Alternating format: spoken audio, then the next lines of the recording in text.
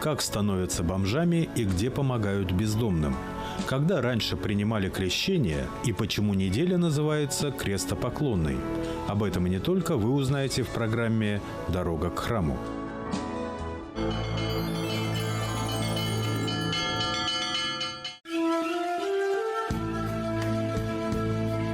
Ежегодно, каждый третий вторник марта во всем мире отмечается Всемирный день социальной работы. Эта работа очень многогранна и охватывает различные категории и группы населения. В России помощь нуждающимся традиционно осуществляет православная церковь и благотворительные общественные организации. Незаметно и без помпы, изо дня в день, не оглядываясь на календарные праздники. Практически каждый день на улицах города мы сталкиваемся с людьми, потерявшими человеческий облик, грязными, обросшими бездомными существами. Одни, встретив их по дороге, брезгливо отворачиваются, другие, испытывая к ним жалость, протягивают милостыню. Бродяги ведь тоже не мечтали так жить, но по разным причинам им это делать приходится. Зачастую бомжами становятся люди, вернувшиеся из мест заключения, обманутые квартирными аферистами или сломленными под тяжестью судьбы. И уж точно мало кто из нас задумывается над тем, чтобы кому-то из них протянуть руку помощи. А ведь и в наше сложное время встречаются люди, которые помогают бездомным вернуться к обыденной жизни. И эти люди живут в городе Уфе и служат при Крестовоздвиженском храме. На территории прихода Крестовоздвиженского храма с 2001 года работает Центр помощи бездомным во имя праведного Иоанна Кронштадтского. В этом центре бездомным предоставляется возможность круглосуточного проживания на неограниченный срок. Жилые помещения приюта располагаются в 3 приходских помещениях. Это полноценное общежитие с телевизором, вентиляцией и даже бактерицидными лампами. Питаются жильцы в трапезной 3 раза в день. Перед каждым приемом пищи насельники приюта читают молитву, а во время еды слушают отрывки из священных книг и жития святых. Отче наш, иже еси на небесе, да светится имя Твое, да придет царствие Твое, да будет воля Твоя, яко на небеси и на земле. Хлеб наш насущный дашь нам есть, и остави нам долги наши, яко же и мы оставляем должникам нашим. И не веди нас во искушение, но избави нас от лукавого.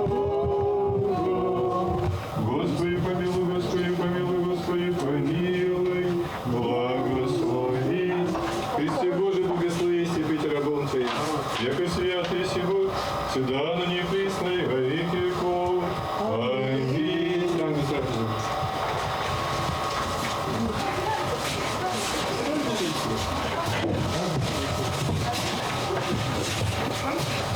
Все желающие пожать плоды от своего покаяния, услышьте Слово Божие, услышьте завет Божий, простите ближним согрешения пред вами. Ты постишься? Умилостив того, кого ты обидел.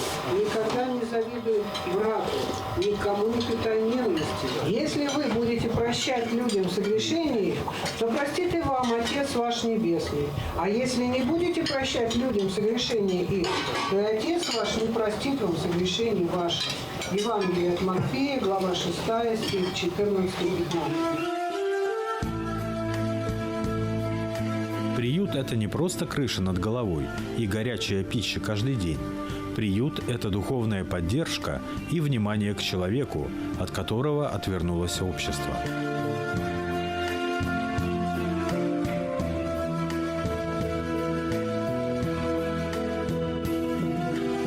настоящее время в нашем приюте находится 56 человек. Из них 70% больные, нуждающие в медицинской помощи. Даже не помощи, а в лечении. Поэтому специфика нашего приюта – это уход за больными, оказание им организации медицинской помощи, лечения, госпитализации, закупка лекарств. Ну, вот все, что связано с помощью больным. Люди здесь находятся столько, сколько необходимо им для того, чтобы вот, привести себя в порядок, документы, подлечиться, ну и дальше сделать тот или иной выбор, там, пойти, вернуться в семью ли, устроиться на работу, или там кто-то в монастырь даже бывает уезжает, или просто приехать там, в какое-то другое место. Количество вообще тех, кому мы оказываем помощь в течение года, оно примерно около 90 человек на долгосрочной основе. А на одноразовую помощь мы оказываем примерно больше 300 человек помощь. То примерно где-то больше 400 человек одноразовую в форме и долгосрочной форме мы оказываем помощь людям. Наш приют совмещает в себе функции и приюта непосредственно, и такого хосписа, да, паллиативного отделения фактически. Конечно, такой объем работы, он на самом деле вот уникален, и, по крайней мере, вот в нашей республике такого центра нет больше. Поэтому такой, конечно, объем работы нам удается реализовывать благодаря помощи, конечно, государства, церкви, ну и нашей церковной и вообще уфимской общественности. Основная доля поступающих в приют – это люди, освободившиеся из мест лишения свободы, которым некуда идти и которых никто не ждет. Я отбывал срок, и после освобождения мне посоветовали обратиться к отцу Роману в помощи в восстановлении документов, паспорта. Иначе без паспорта я даже не могу уехать на место жительства. Вот. И здесь мне помогают лекарствами, больницами. Вот. И по возможности я помогаю неходячим. Люди поступают к нам как непосредственно из отделений больниц, зав. Отделениями. Нам уже неоднократно, и нам уже регулярно звонят, просят принять тех или иных вот бездомных, которые оказались у них. Мы прием, конечно же, разумеется, никому не отказываем. Несмотря на то, что у нас место ограниченное, но вот куда-нибудь, где-нибудь в коридоре хотя бы, мы размещаем людей. Мы помогаем в восстановлении документов, паспортов, в организации регистрации по месту жительства и получении полисов ОМС, СНИЛС, ННН, ну и восстановление пенсии, если таковая есть, или оформление пенсии по возрасту или по болезни. Если есть показания, возможность устроиться в интернат, то, соответственно, организуем прохождение медико-социальной экспертизы.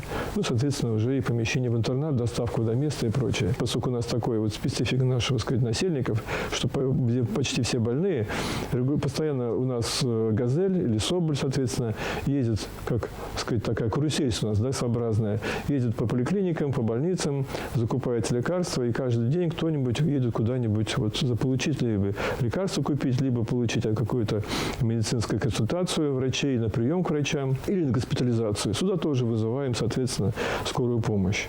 То есть такая работа кипит, как говорится. Вот у нас Александр, у нас новичок фактически недавно. Его привезли в храм наш. Он стал, вот, сказать, ну, пока инвалидность не оформили официально, поэтому не инвалид еще, но он пострадал очень сильно, видите, сильно похудел. Вот, он, производственная травма, так называемая, произошла с ним. Вот, и он оказался вот еще и без документов вдобавок. Сейчас мы восстанавливаем документы. Когда паспорт получим, тогда сразу все закрутится уже. Операция, прочее, прочее. Без паспорта мы пока этим не можем долговую серьезно оформить. Но мы уже подали на восстановление паспорта. Все, ну, соответственно, остальное прочее будет. Уже работа пойдет. Во-первых, хочу поблагодарить Господа Бога, за то, что Он создал вот это все, приход туда. Также хочу поблагодарить отца Романа за то, что он поддерживает все вот это. А попал я сюда, у меня есть товарищ с женой Еленой. Он мне посоветовал, когда я вот стал уже такой, я бывал в подъезде, ночевал, не спорю. Но он мне говорит, езжай, дал адрес. Но я действительно не мог доехать. Когда я находился в пекарне, и ко мне подошла женщина, зовут Альбина, дай Бог ей здоровья. Вот благодаря ей она вызвала волонтеров, и меня привезли сюда. И вот сейчас я здесь, мне здесь возят по больницам, помогают. Я восстанавливаю документы. Надеюсь, что на ночь встану, потом пойду на работу. Дальше больше вида, так на истинный путь. Сотрудники центра помогают бомжам не просто решить текущие проблемы, а вернуться в ряды нормальных людей, лечат болезни, учат ежедневно ухаживать за собой, возвращают моральный облик и возрождают нравственные ценности. Сегодняшняя наша встреча посвящена Великому посту. Бабушка говорила, что пост. Да. Я думал, она где-то с ружьем на посту стоит. Пост. Человек стоит на посту, охраняя, оберегая что-то очень важное и что-то очень ценное. Так, потом сказали, пост – это воздержание. Да? Воздержание от чего?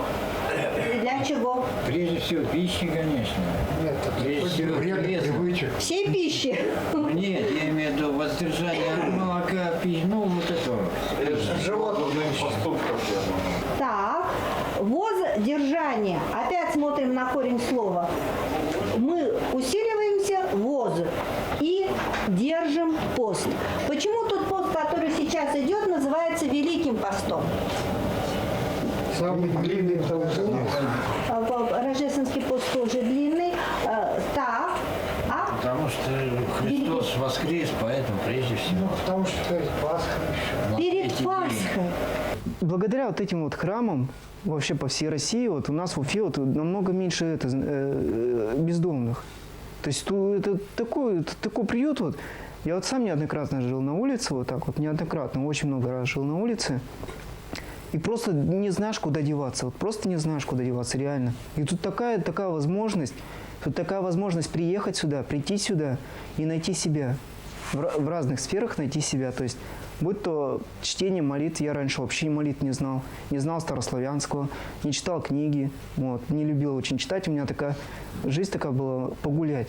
То есть я приходил ночью домой, утром опять гулять или куда-то поездки какие-то. Вот. Сейчас вот ты здесь научился читать старославянский, научил символ веры и так далее. То есть, тоже такое послушание, вот вечерняя молитва.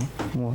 Тоже провожу. Ну, хотелось бы, чтобы наконец-то люди услышали вот призывы такие, вот, что вот надо помогать вот тем, которые на улице. То есть не надо на них смотреть, типа, то, что вот они пьяницы, они сами виноваты, у нас делов своих по горло, там не на работу надо, и жить такой, как бы, суетой такой вот. Я уверен, я общался с такими. Я питался там же, где бездомные питаются. У нас на ЖД вокзале храм стоит, вот, где кормят бездомных. Вот. И общались мы. И там далеко не все такие люди, то есть и вообще вот, даже если они такие пьяницы, просто надо помочь найти себя, не относиться вот так вот холодно, вот, подойти и спросить, узнать, какая у него жизнь. Вот, пожалуйста, есть Крестово-Воздвиженский храм, что ты здесь делаешь на улице? Иди, и люди приходят после этого, как им говоришь. В интернетах вот ставят лайки на какие-то грустные картинки, да? Вот, или помоги ему, Господи, в комментариях пишут. Но в жизни совсем же все иначе. Поэтому дай Бог, чтобы такие вот приюты, вот, где человеку может найти себя. Будь то молитва, будь то вера, будь то спорт, или там что-то вот, помощь инвалидам и так далее. То есть в разных сферах. От этого можно и двигаться, идти дальше. То есть здесь задержать, здесь побыть, и по подсказкам каким-то нашел себя, и идти дальше, допустим, на певчий там хор, по каким-то спортивным, в качестве спорта. Вот. Я вот один раз тоже ездил отсюда, с этого Крестово-Воздвиженского храма, мы ездили кормить бездомных. У нас тоже, батюшка такую акцию сделал, такую помощь еще, кормить бездомных. Вот. И я попал, то есть меня позвали, я не думал, что так много будет бездомных. Это в одном квартале, не помню в каком, далеко, здесь в Уфе. 30 человек только с одного района было бездомных. 30 человек. Вот. Я не думал, это только с одного района, а если так посчитать, в Уфе тогда сколько. Поэтому хотел, чтобы приютов побольше было.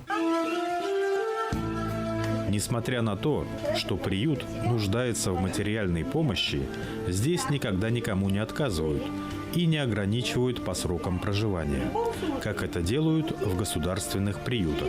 Это пример истинно христианского милосердия и бескорыстной заботы о ближних.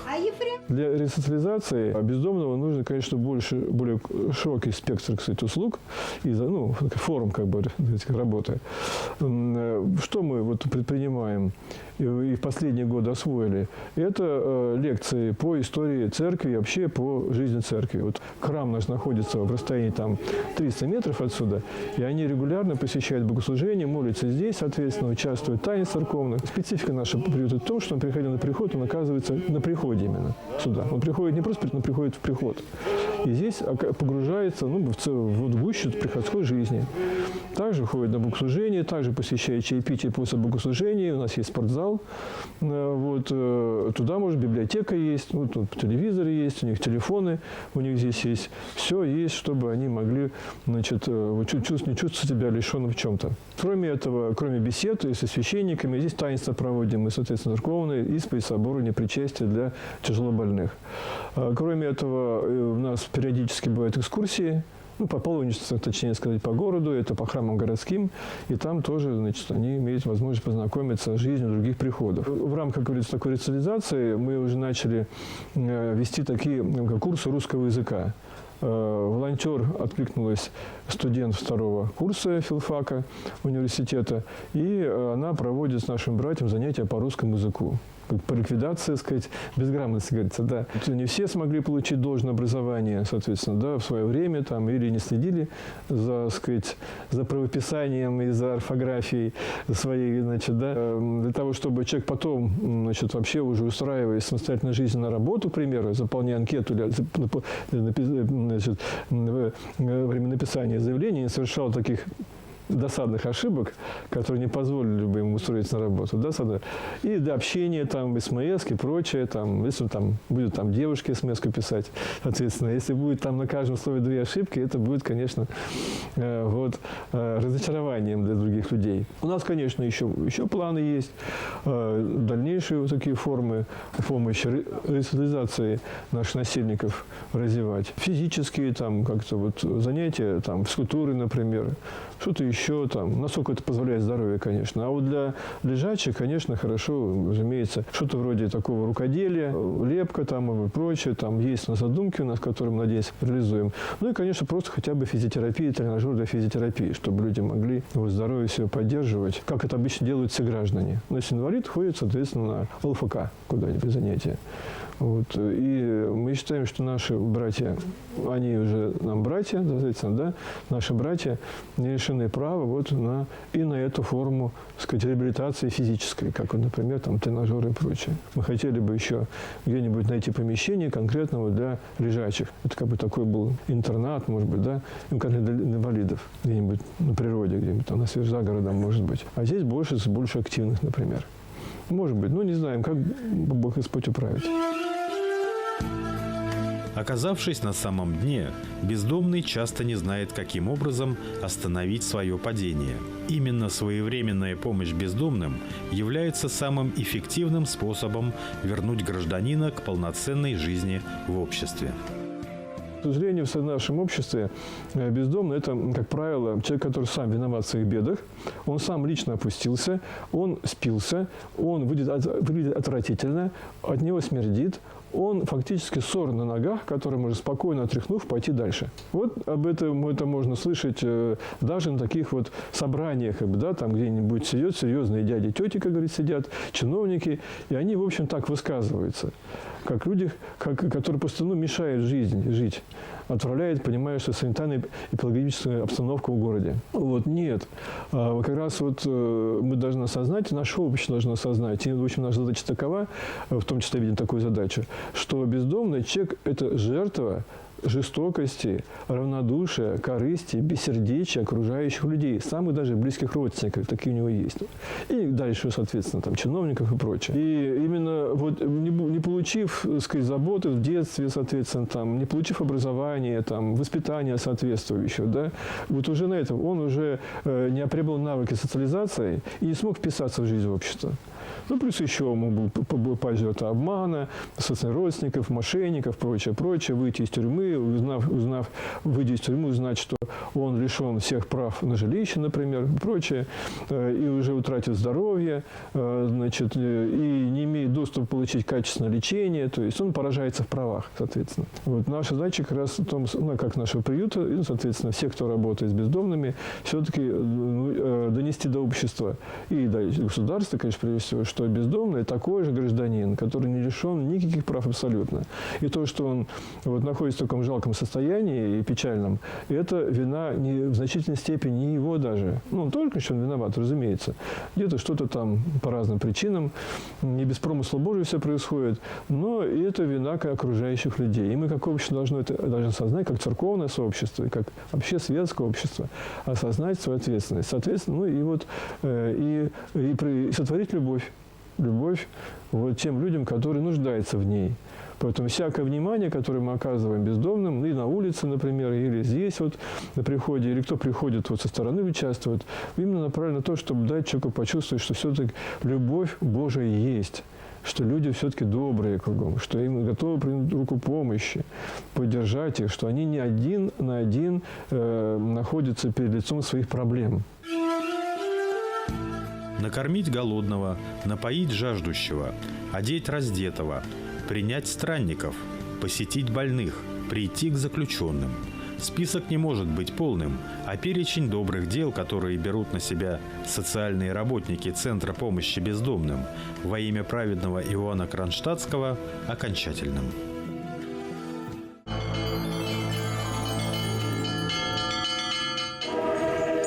Третье воскресенье Великого Поста называется крестопоклонной неделей. Название ее происходит из того, что в субботу вечером по особому чину совершается поклонение честному и животворящему кресту Господню. Важно помнить, что в церковном словоупотреблении неделей называется воскресный день. Будние же дни называются седмицей. Поэтому третье воскресенье Великого Поста и последующие за ней седмица вся посвящены прославлению креста Господня. И не случайно каждый год Великим Постом мы поклоняемся и предлагаем для поклонения в храмах крест Господень. Крест как орудие спасения. Крест, с одной стороны, как то средство, через которое Господь совершает спасение каждого человека. Для нас же сегодня это и символ Его победы, знамение, тот знак, который привлекает нас к себе и свидетельствует о том, что страдания распятого Христа были не напрасны, потому что завершает пост, увенчивает его Пасха, то событие, ради которого Христос и был распят, то, ради чего и претерпел все страдания на кресте. Конец третьей недели знаменует середину Великого Поста. Половина пути пройдена. Крест выносится верующим для укрепления сил постящихся, чтобы легче было пройти остаток пути. Кроме того, эта традиция имеет свои корни в Византии. Как известно, раньше крещение принимали исключительно в Великую Субботу, перед Пасхой. Как раз в середине поста для подкрепления сил готовящихся к крещению людей и выносился крест. Крест выносится для поклонения и пребывает в храме в течение всей седмицы, в течение последующих дней недели, для того, чтобы верующие могли, придя в храм, еще раз поклониться спасительному кресту Господню.